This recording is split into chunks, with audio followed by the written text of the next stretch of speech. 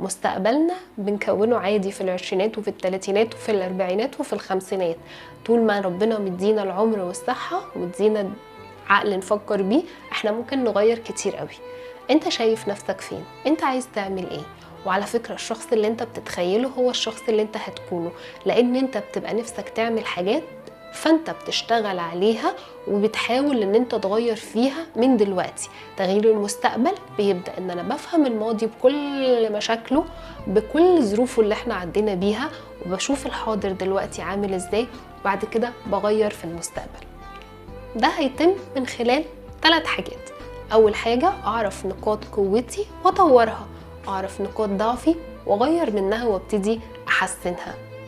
احاوط نفسي بناس ايجابية، ناس شبه الحاجة اللي انا عايزة اوصل لها حتى لو الموضوع صعب. انا زمان كنت عندي مشكلة في الرياضة، فالمستر حطني في مجموعة